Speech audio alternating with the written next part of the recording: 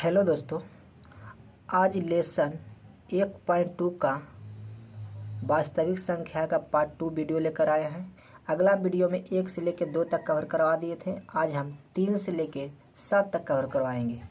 चलिए देखते हैं क्या कर रहा है। अभाज्य गुणनखंड विधि द्वारा निम्नलिखित पूर्णांकों के HCF और LCM ज्ञात कीजिए। जस्ट पहले ही जैसा था, पहले 2 को दिया था, अब 3 को दे दिया है।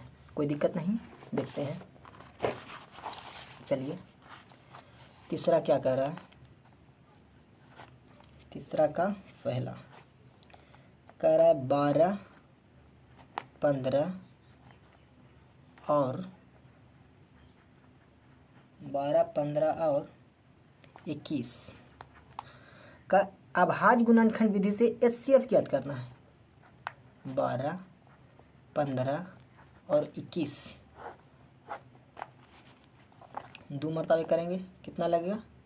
6 दूनी के 12, 2 मरतबे 3 दूनी 6, 3 मरतबे 1। 15 को करेंगे 3 मरतबे 15, 5 मरतबे 1,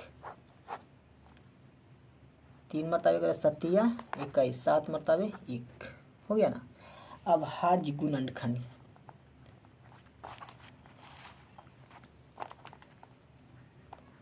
अभाज्य गुणनखंड 12 का कितना आया बच्चा? 2 गुने 2 गुने 3 गुने 1। 15 का कितना आया? 15 का आया 3 गुने 5 गुने 1 और 21 का आया 3 गुने 7 गुने 1। कोई दिक्कत? यहाँ तक इतना दिक्कत नहीं होगा। हमको निकालना है कुछ HCF, तो जो जोड़ा लगता है वही HCF होता है। सब में देखो HCF कि इसका जोड़ा नहीं है, 1 का जोड़ा सब में है। HCF कितना हो गया बाबू? 1। LCM हमको निकालना भी है। LCM कितना हो गया? तो सबको गुना कर दो, पूरी संख्या 2 गुने 2 गुने 3 गुने 3 गुने 5 गुने 3 गुने 7। LCM करो, 2 दूनी 4, 4 तिहाई 12, बढ़ती आई 36 गुने 7 पचे 35, अब 5 गुने 35 करिए।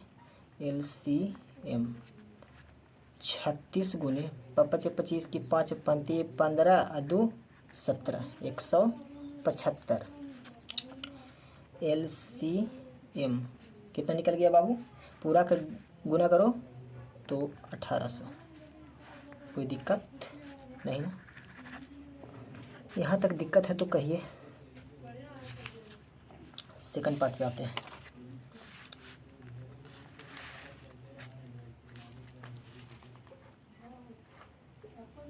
तीसरा का दूसरा वही कह रहा है 5 17 23 और 29। 17 23 और 29 का HCF 17 23 और 29। देखिए तीनों के तीनों एक अभाज्य संख्या, और अभाज्य संख्या का गुणनखंड सिर्फ 1 गुने जितना संख्या रहता है उतना ही के रूप में होता है। अगर मतलब अभाज्य गुणनखंड का HCF पूछे तो कितना हो जाएगा बच्चा? 1। HCF 1 लिख दीजिए। चूँकि अभाज्य गुणनखंड का HCF कितना होता है बाबू? 1 होता है। और LCM पूरा गुना कर दो, 17 गुने 23 गुने 29। तो LCM कितना प्राप्त हुआ? LCM पूरा का टोटल को गुना कर दीजिए तो LCM हो जाएगा 11,339। पूरा का टोटल को गुना करो 11,339। कोई दिक्कत नहीं ना? ठीक है, इसी प्रकार तीसरा पार्ट पे आते हैं। तीसरा क्या कह रहा है? 8, 9 और 25 का HCF और LCM निकालना है। पहले गुणनखंड करते हैं। 8 का 2 मरतबे 4, 2 मरतबे 2, 2 मरतबे 1। 9 को करते हैं 3 मरतबे 3, 3 मरतबे 1। 25 5 मरतबे 5, 5 मरतबे 1। अभाज्य गुणनखंड।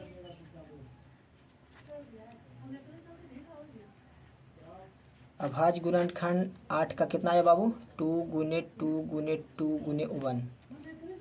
9 का आ रहा है 3 गुने 3 गुने 3 सॉरी 1। 25 5 गुने 5 गुने 1।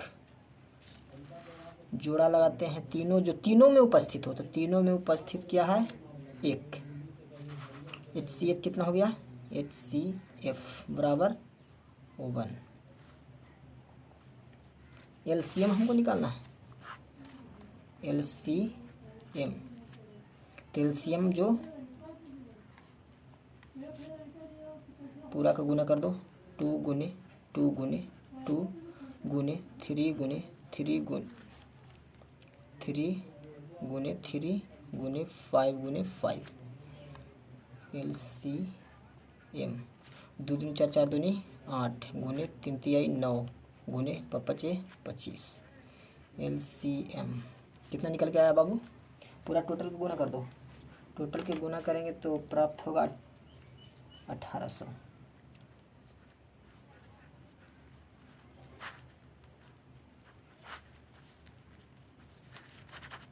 कोई दिक्कत नहीं ना?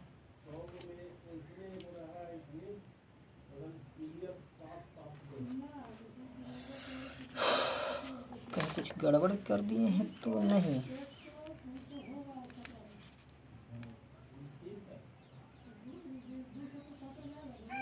कुछ गड़बड़ कर रहे हैं। हाँ देखो, यहाँ थोड़ा सा ध्यान दीजिए।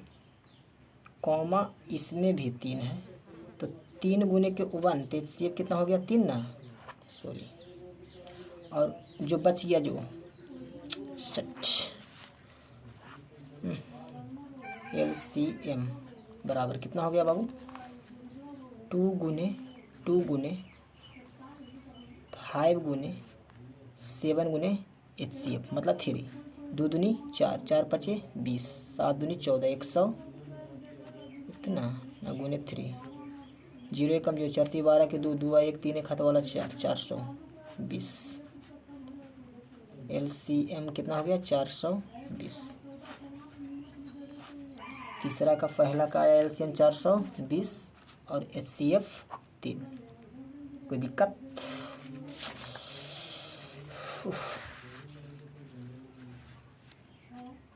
चौथा पर ध्यान देते हैं। चौथा क्या कर रहा है? कह रहा है HCF 306 और 557 का 9 है और LCM इतना का ज्ञात करना है। इतना मतलब प्रथम संख्या और द्वितीय संख्या दिया हुआ है, लिख दीजिए, दिया है। चौथा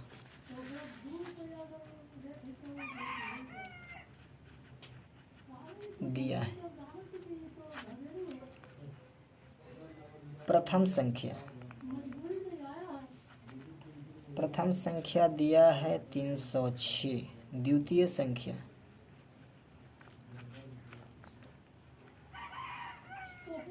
संख्या दिया है 657। HCF कितना दिया है? 9। निकालना है LCM बराबर 8 लिख दो। चूँकि बी नो डेट हम लोग जानते हैं, क्या जानते हैं बाबू? प्रथम संख्या गुने द्वितीय संख्या बराबर क्या होता है, LCM गुना HCF।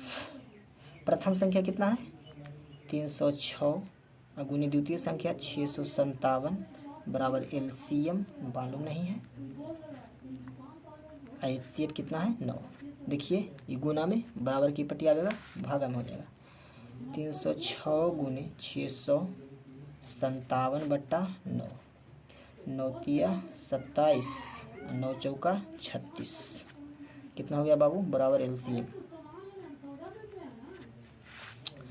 34 गुने 657 बराबर LCM। 34 में 657 से गुना करेंगे तो आवेगा 22,338, 22,338 बराबर LCM।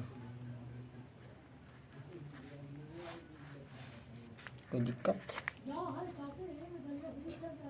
नहीं ना, ठीक है। पचमा पर ध्यान देते हैं। पचमा कितना है, पचमा क्या बोल रहा है, कह रहा है जांच कीजिए कि क्या किसी प्राकृत संख्या n के लिए संख्या n 6 के पावर n अंक 0 पर समाप्त हो सकता है। अच्छा 0 पर समाप्त के लिए बात कर रहा है, तो एक नियम है थोड़ा सा याद कर लीजिएगा नोट करके। यदि कोई संख्या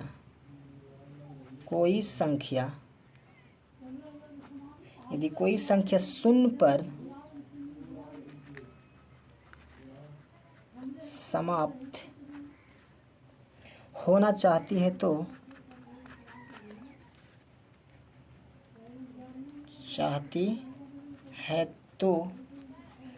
उसके अभाज्य गुणनखंड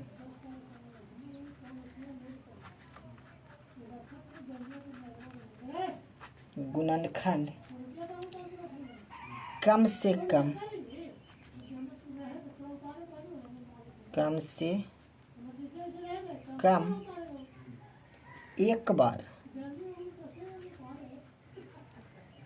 एक बार 2 गुना 5 के रूप में आना चाहिए। हाँ, यदि कोई संख्या शून्य पर समाप्त होना चाहती है तो उसके अभाज्य गुणनखंड कम से कम एक बार 2 गुने 5 के रूप में आना चाहिए। जैसे कि रहेगा 6 के पावर n है, 6 का अभाज्य गुणनखंड करो, यदि 2 गुने 5 के रूप में आवेगा तो समझ जाना कि वह शून्य पर समाप्त होगा, नहीं आवेगा नहीं होगा।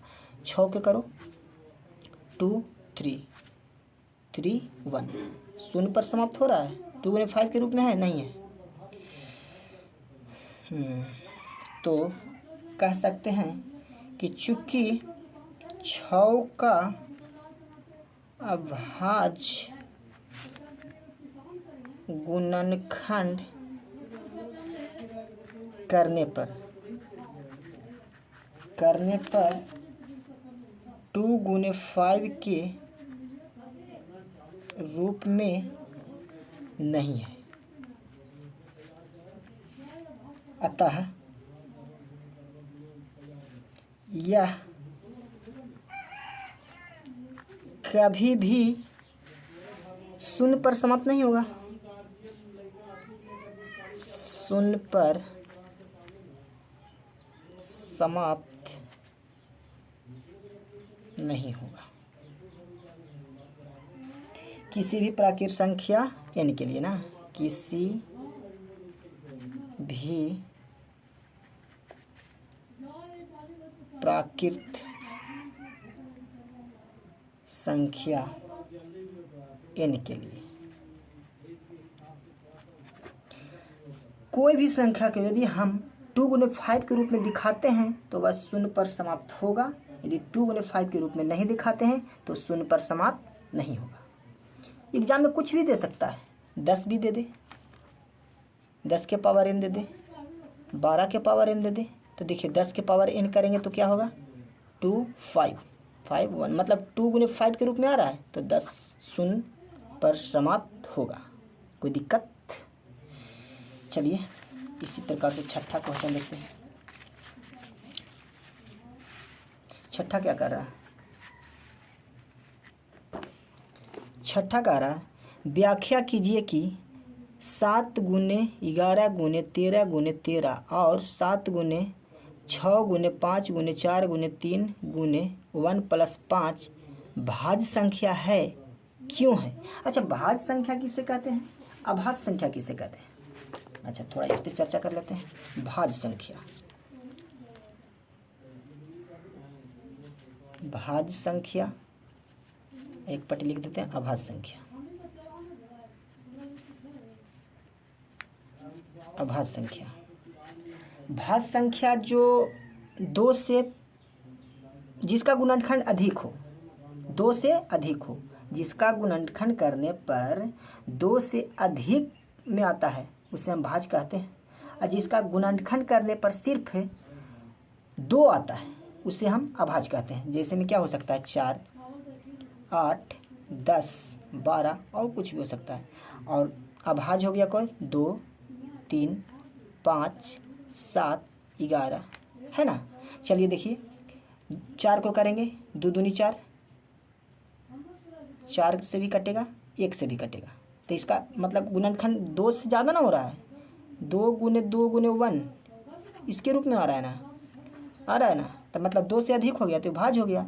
और जैसे कि मान लेते हैं 3 को करते हैं, तो 3 से और 1 से, स्वयं और 1 से कटे उसे हम अभाज्य कहते हैं, और स्वयं और 1 के अलावा कोई दूसरा संख्या से कट जाए उसे हम भाज्य कहते हैं। कोई दिक्कत नहीं ना। चलिए छठा पर देखते हैं। छठा कितना है 7 गुने 11 गुने 13 प्लस 13, यही ना।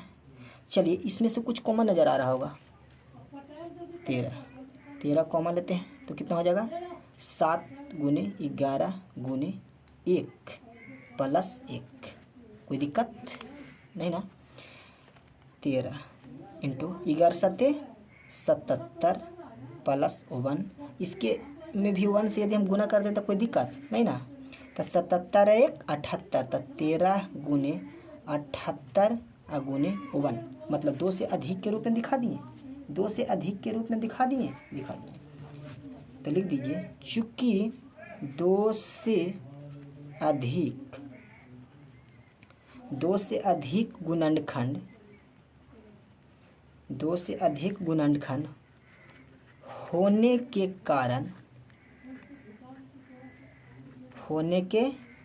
कारण यह एक भाज्य संख्या है, यह एक भाज्य संख्या है। कोई दिक्कत? चलिए इसी प्रकार एक और है 7 गुने 6 गुने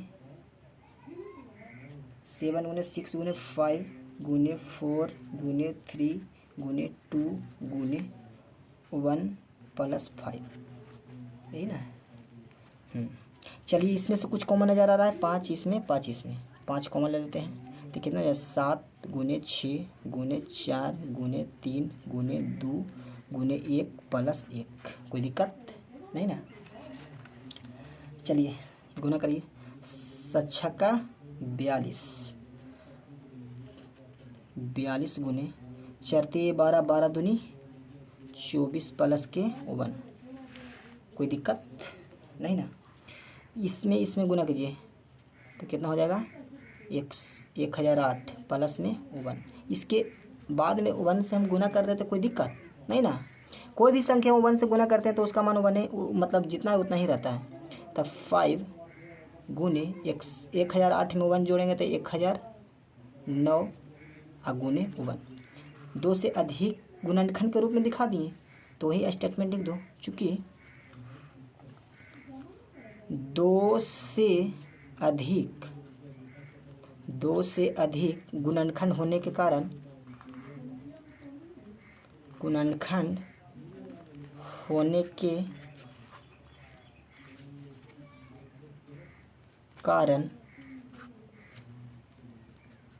यह एक कुछ है भाज्य संख्या है।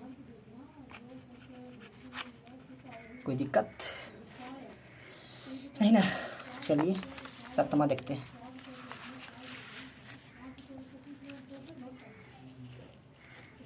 क्या कह रहा है?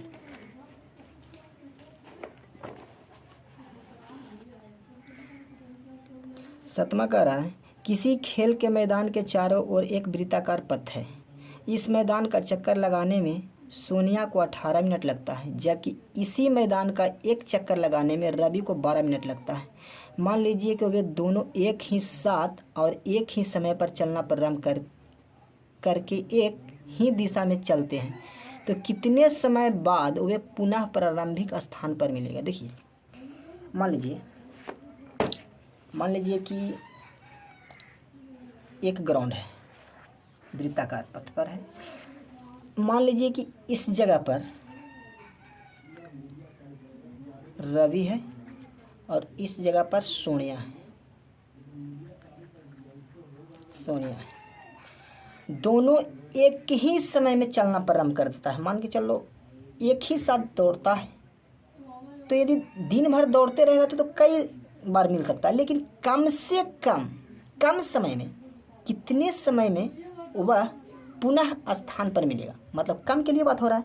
देखिए अधिक के लिए बात हो गई HCF निकालना है, कम के लिए बात हो गई LCM निकालना है। प्रश्न में क्या कहता है?